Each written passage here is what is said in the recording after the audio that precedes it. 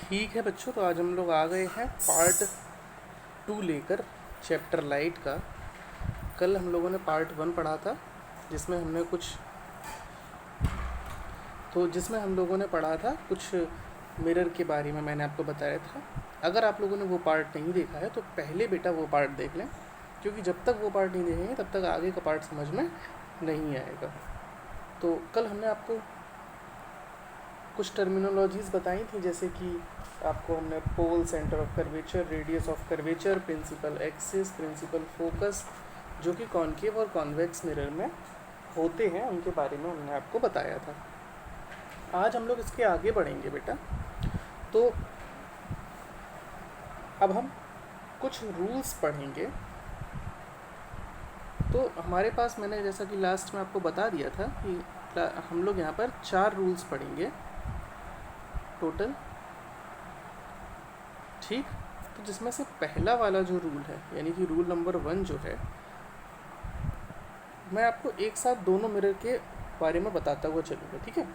पहला रूल हमसे ये कह रहा है कि when a ray of light is incident on the mirror parallel to principal axis, when the ray of light incident on the mirror parallel to principal axis, then after reflection it will passes from principal focus। यानी कि जब कोई भी light रे principal axis के parallel आती है तो रिफ्लेक्शन के बाद वो फोकस पर मीट करती है, यानी कि जो रिफ्लेक्टेड रे होगी वो फोकस पर मीट करेगी। अब बेटा किस तरीके से करेगी, हम लोग उसको ज़रा देखते हैं। तो ये मैंने यहाँ आपका कॉनकेव मिरर बनाया, ये आपका कॉन्वेक्स मिरर बनाया। कॉनकेव मिरर का फोकस जो होता है वो लेफ़्ट साइड होता है, यानी यहाँ कहीं होगा, ठीक है। और कॉन्वेक्स मिरर का जो फोकस होता है वो राइट साइड, यानी कि यहाँ होगा, ओके। इसी तरीके से कॉन्वेक्स मिरर का सेंटर ऑफ कर्वेचर भी राइट साइड होगा, इसका centre of curvature left side होगा, ठीक। ये पोजीशन होगी। तो जब कोई पैरेलल रे आती है और मिरर से टकराती है तो आफ्टर रिफ्लेक्शन वो फोकस से होती हुई जाती है, ये हमारा रूल नंबर 1 कहता है। तो आप देखेंगे कि जैसे अगर हम कॉनकेव मिरर की बात करें तो जो रिफ्लेक्टिंग सरफेस है उस साइड से लाइट रे आएगी, ठीक है। हमेशा ध्यान रखिए लेफ़्ट साइड से ही आएगी। तो ये गई लाइट रे, ये लाइट रे ऐसे जाएगी पैरेलल टू प्रिंसिपल एक्सिस, और इस रे को हम इंसिडेंट रे बोलेंगे। जैसे ही ये मिरर से टकराएगी तो ये रिफ्लेक्ट करेगी, और बिकॉज ये कन्वर्जिंग मिरर है, ये कॉनकेव मिरर जो है वो कन्वर्जिंग मिरर होता है, इसलिए ये आफ्टर रिफ्लेक्शन यहाँ फोकस को टच करती हुई निकल जाएगी। यानी कुछ इस तरीके की सिचुएशन बनेगी। मान लीजिए कि ये वाली लाइट रे थी, ठीक। अगर पैरेलल टू प्रिंसिपल एक्सिस है तो वो आफ्टर रिफ्लेक्शन फोकस को टच करती हुई ही जाएगी, ये श्योर है, ठीक है। थोड़ा सा गड़बड़ बन रहा है यहाँ पर, ठीक। या इधर से कोई लाइट रे आई है, ठीक, आफ्टर रिफ्लेक्शन वो फोकस से होती हुई जाएगी, ठीक। ये जितने भी रे डायग्राम्स बनेंगे वो हम सब स्केल की हेल्प से बनाएंगे बेटा, ये ध्यान रखिएगा, स्केल और पेंसिल से बनाएंगे।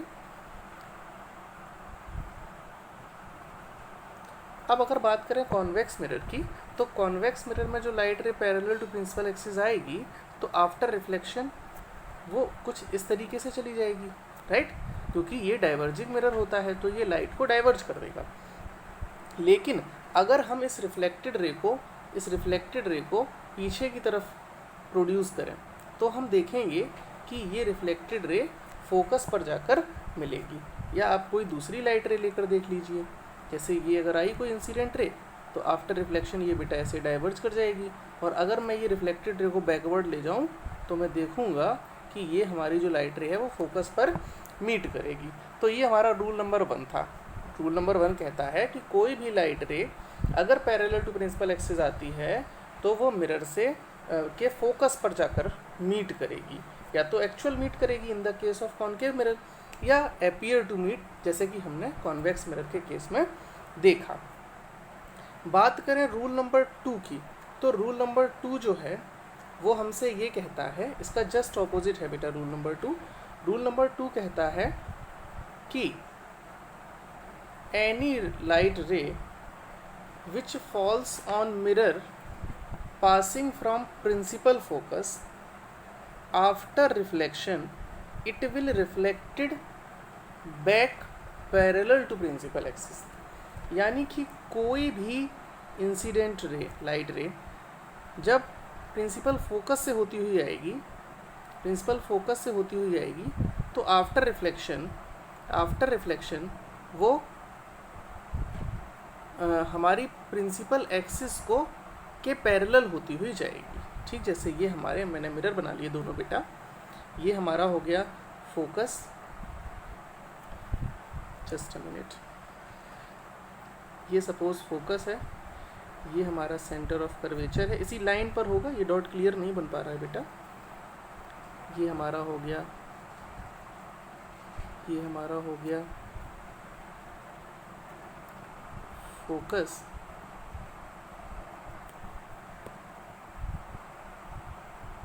ये सेंटर ऑफ कर्वेचर हो गया। ठीक, तो अगर कोई लाइट रे प्रिंसिपल फोकस से होती हुई जाएगी, इंसिडेंट होगी इस तरीके से, मान लीजिए ये फोकस से होती हुई जा रही है, लाइन बेटा बिल्कुल सीधी बनाइएगा, तो रिफ्लेक्शन के बाद आफ्टर रिफ्लेक्शन ये इस तरीके से यहाँ से चली जाएगी, जो कि आप देख रहे हैं इस प्रिंसिपल एक्सिस के पैरेलल जा रही है। ठीक, या आप कोई और लाइट रे फॉल करा के देख लीजिए, कुछ इस तरीके से हम फोकस से, मतलब सीधी होनी चाहिए लाइट रे, तिरछी बन रही है थोड़ी सी, आप लोग सीधी बनाइएगा, तो ये पैरेलल टू प्रिंसिपल एक्सिस चली जाएगी। ठीक, पैरेलल टू प्रिंसिपल एक्सिस चली जाएगी। आई होप कि ये वाली बात आपको समझ में आ गई होगी। जब मैंने लाइव क्लास ली थी तो उसमें भी मैंने आपको ये रूल्स समझा दिए थे। ऐसे ही हम लोग आते हैं कॉन्वेक्स मिरर पे।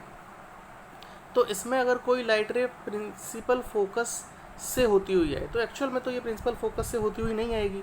मान लीजिए कि मैंने ये लाइट रे ऐसे करके फॉल कराई, अगर मैं इसको आगे बढ़ा के ले जाऊं तो मैं देखूंगा कि ये फोकस पे टच कर रही है।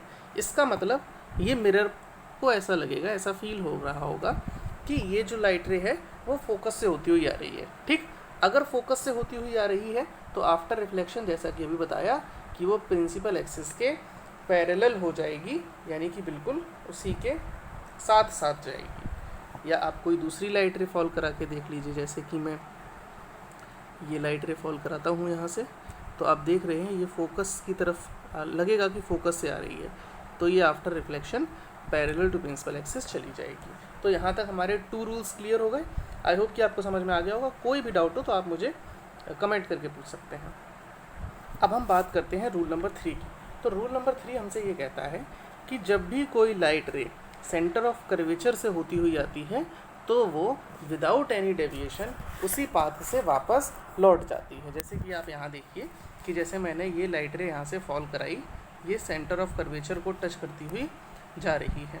ठीक, तो ये सेंटर ऑफ कर्वेचर को ऐसे टच करती हुई जाएगी और आफ्टर रिफ्लेक्शन ये इसी पाथ से वापस चली जाएगी। ठीक, जिस पाथ से ये आएगी उसी पाथ से ये वापस चली जाएगी, यानी कि यहाँ पर कोई भी डेविएशन नहीं होगा। सेम हम यहाँ देख लेते हैं कॉन्वेक्स मिरर के केस में।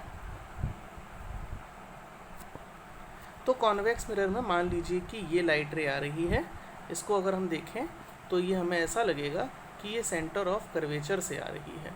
ठीक, ये लाइट रे सेंटर ऑफ कर्वेचर से आ रही है, तो सेंटर ऑफ कर्वेचर से ये लाइट रे आएगी तो आफ्टर रिफ्लेक्शन ये यहीं से ऐसे ही वापस चली जाएगी, इसमें कोई भी डेविएशन नहीं होगा।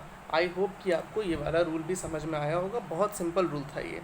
अभी नेक्स्ट रूल की बात करते हैं, रूल नंबर 4।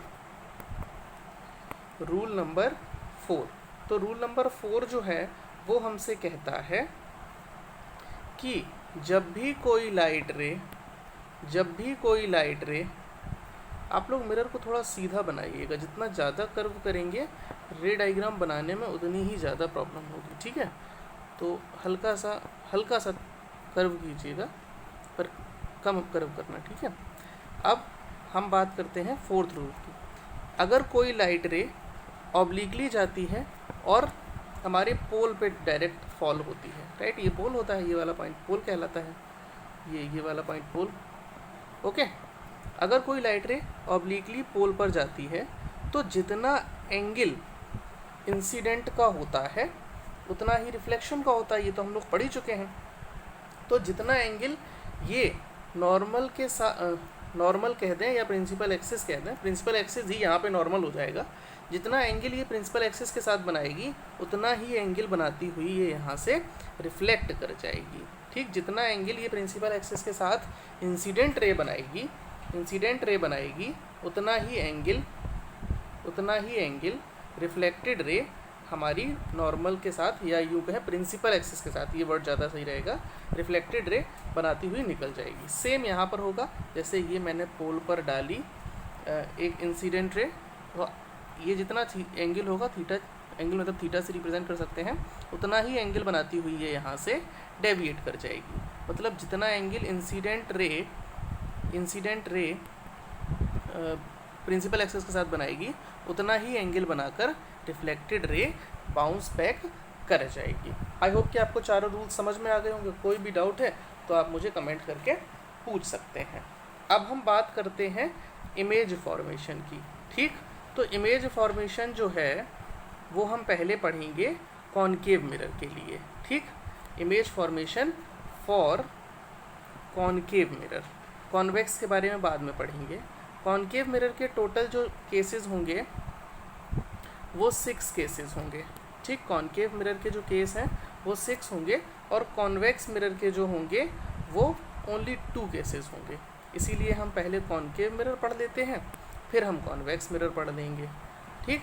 तो हम कॉनकेव मिरर से शुरू करते हैं। ओके, तो हम केस नंबर 1 बात करते हैं। देखिए, हम लोग ऑब्जेक्ट को डिफरेंट जगह पर रखे देखेंगे और फिर हम ये देखेंगे कि उसकी इमेज कहाँ कहाँ बन रही है। तो सबसे पहला जो हम केस लेते हैं वो हम लेते हैं when object placed beyond centre of curvature. जब ऑब्जेक्ट सेंटर ऑफ कर्वेचर से पहले रखा है, यानी कि सेंटर ऑफ कर्वेचर से और दूर रखा है। बियॉन्ड का मतलब ये नहीं है कि आप इसको बहुत दूर रख दीजिए, सेंटर ऑफ कर्वेचर से और आगे, थोड़ा आगे। अगर बहुत दूर चला जाएगा तो फिर हम वो एक नया केस बन जाएगा, इन्फिनिटी पे हो जाएगा वो ऑब्जेक्ट, जिसके बारे में हम बाद में बात करेंगे। इस केस को हम लोग बाद में, इन्फिनिटी को सबसे लास्ट में समझेंगे। पहले आप ये समझ लीजिए कि ऑब्जेक्ट को हमने रखा है बियॉन्ड सेंटर ऑफ कर्वेचर, यानी सेंटर ऑफ कर्वेचर से थोड़ा पहले। आप देख रहे हैं ये वाला जो पॉइंट है, ये सेंटर ऑफ कर्वेचर मैंने पिंक कलर से यहाँ डिनोट किया है। ये हमारा फोकस है, प्रिंसिपल फोकस, और ये हमारा पोल है, ठीक है। तो इस तरीके से अब हमने पहला केस लिया कि ऑब्जेक्ट को हमने रखा beyond centre of curvature. Object का नाम, ऑब्जेक्ट को हमेशा प्रिंसिपल एक्सिस के ऊपर रखा जाएगा, प्रिंसिपल एक्सिस के ऊपर, और ऑब्जेक्ट को हमेशा हम ए बी से डिनोट करेंगे, मतलब जो जनरली हम लोगों डिनोट करते आ रहे हैं हमेशा से, उसी तरीके से ए बी से हम ऑब्जेक्ट को डिनोट करेंगे। तो अब हम इसमें से कोई से भी 2 रूल लगाएंगे, ठीक। जो मैंने आपको अभी 4 रूल्स बताए हैं उनमें से कोई से भी 2 रूल लगाएंगे और हम इमेज फॉर्मेशन करेंगे। 2 रूल क्यों लगाएंगे? क्योंकि किसी भी ऑब्जेक्ट की इमेज बनने के लिए कम से कम हमें 2 लाइट रेज की ज़रूरत तो पड़ेगी, बिकॉज जहाँ पर वो लाइट रेज आफ्टर रिफ्लेक्शन मिलेंगी जाके, वहीं पर उसकी इमेज बन जाएगी। देखिए, इस ऑब्जेक्ट को, जो ए बी आपको ऑब्जेक्ट दिख रहा है, ये जो आपको ऑब्जेक्ट दिख रहा है, इस ऑब्जेक्ट से पता नहीं कितनी लाइट रेज निकल रही होंगी, राइट, अनकाउंटेबल लाइट रेज। लेकिन हम किसी एक पॉइंट को पकड़ लेंगे और वहीं से 2 लाइट रेज निकाल लेंगे एज पर आवर नीड्स। तो पहला हम क्या करते हैं कि मान लीजिए हम पहला रूल लगाते हैं कि जब एक लाइट रे, और दोनों लाइट रे आप ध्यान रखिए कि हम लोग सेम प्लेस से निकालेंगे, ठीक है, एक ही जगह से।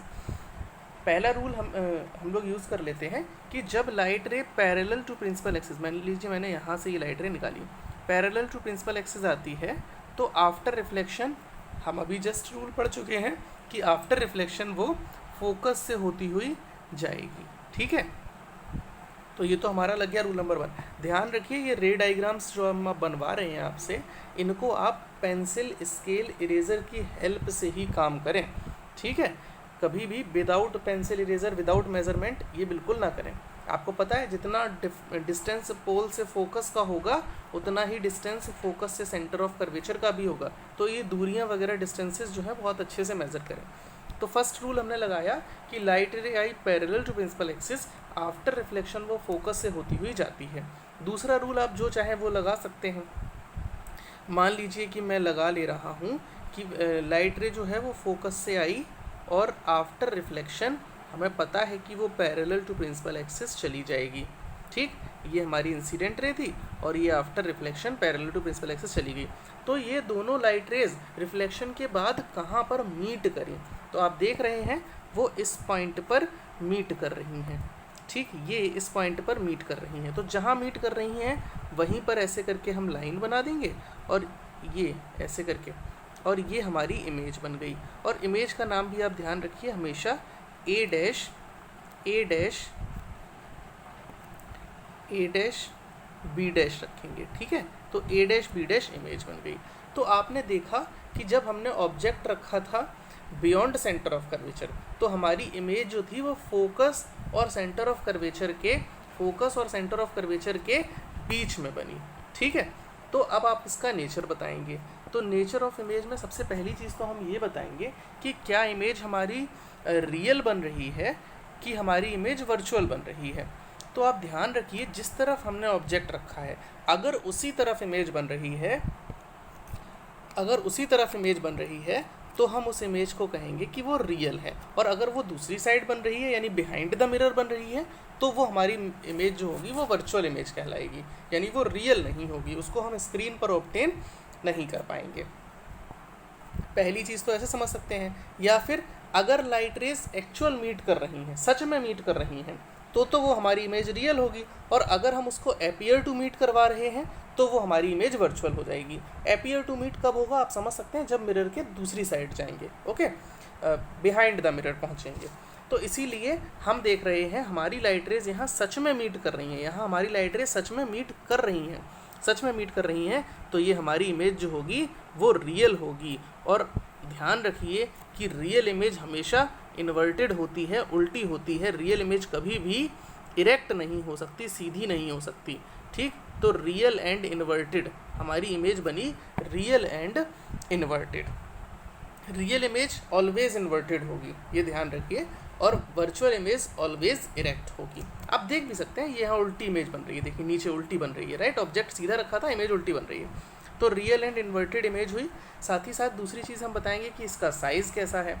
तो जब आप इसको रे डायग्राम को पेंसिल से क्लियरली बनाएंगे, हालांकि यहाँ भी दिख रहा है कि इमेज का साइज़ छोटा हो रहा है ऑब्जेक्ट के कंपैरिजन में, जब आप पेंसिल से बनाएंगे तो आपको बिल्कुल क्लियरली समझ में आ जाएगा। आप उसको मेज़र करके भी देख सकते हैं कि इमेज जो है वो हमारी स्मॉल बन रही है थोड़ी, जिसको हम लोग बोलेंगे कि हमारी इमेज डिमिनिश्ड है। ओके, हमारी इमेज जो है वो डिमिनिश्ड यानी कि छोटी बन रही है। दूसरी चीज़, मतलब दो चीज़ें मैंने बता दी, अब तीसरी चीज़ इसकी हम लोकेशन बताएंगे कि हमारी इमेज कहाँ बन रही है। ठीक, तो हमारी इमेज कहाँ बन रही है, आप देख सकते हैं कि हमारी इमेज जो है वो फोकस और सेंटर ऑफ कर्वेचर के बीच में बन रही है। तो हम लिख देंगे between focus and centre of curvature. ठीक, ये तीन चीज़ें हमें हर एक केस में बतानी होंगी। आई होप कि ये वाला इमेज फॉर्मेशन आपको समझ में आ गया होगा, ये वाला केस आपको समझ में आ गया होगा। तो अब हम बात करते हैं नेक्स्ट केस की।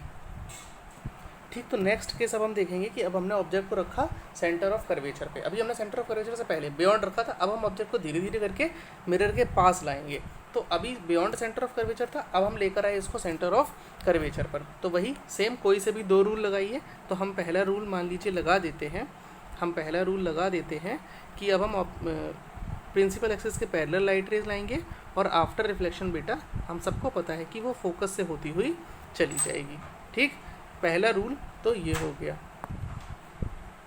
ठीक, तो पहला रूल तो हमने ये लगा दिया कि हमारा जो ये डायग्राम कुछ थोड़ा सा गड़बड़ हो गया है, क्योंकि अभी हम ये स्केल से नहीं बना रहे हैं ना, इसलिए ये थोड़ा सा गड़बड़ जाएगा। पहला रूल तो हमने ये लगा दिया कि पैरेलल टू प्रिंसिपल एक्सिस आए और आफ्टर रिफ्लेक्शन वो फोकस से होता हुआ लाइट रे चली गई।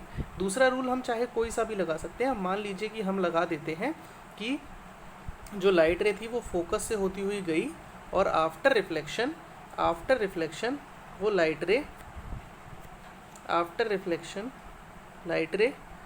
पैरेलल टू प्रिंसिपल एक्सिस चली जाएगी। ठीक, तो हम देख रहे हैं कि ये दोनों लाइट रेज यहाँ पर मीट कर रही हैं। कहाँ मीट कर रही हैं, इस पॉइंट पर। ओके, तो यहीं पर हमारी इमेज का फॉर्मेशन हो जाएगा, ये हमारी बन गई इमेज जिसका नाम होगा A डैश B डैश, ठीक, A dash B dash.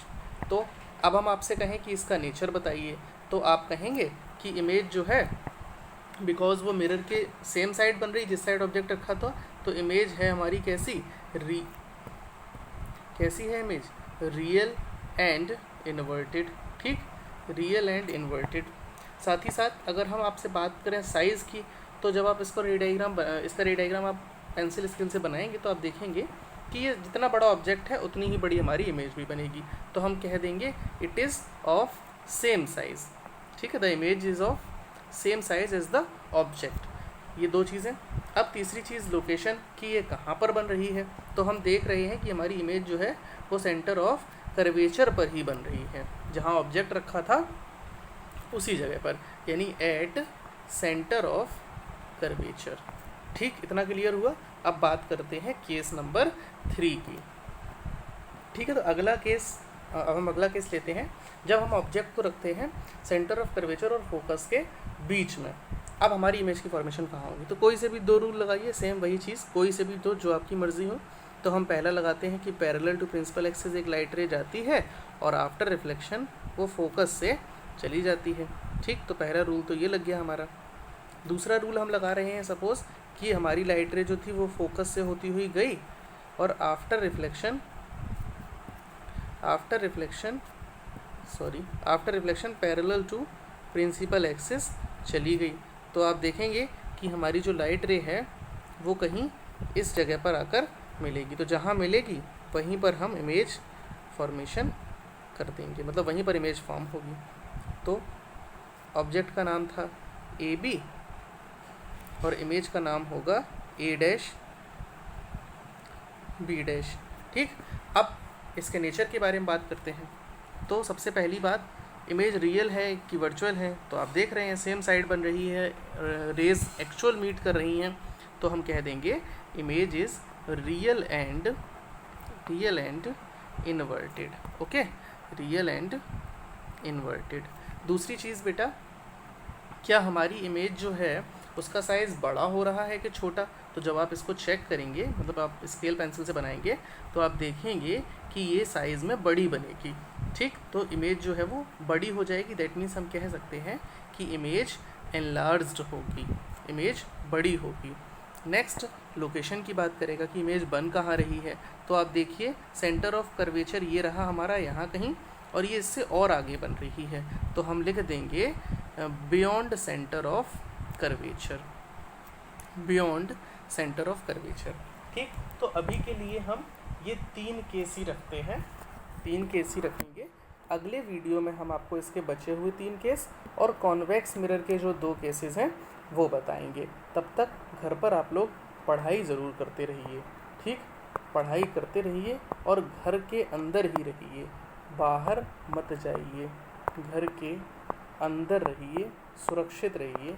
Corona से लड़ने का एकमात्र उपाय है कि हम घर में रहें और सोशल डिस्टेंसिंग का जो मंत्र दिया है हमें मोदी जी ने, उसका हम पूरा अच्छी तरीके से पालन करें। पढ़ते रहें।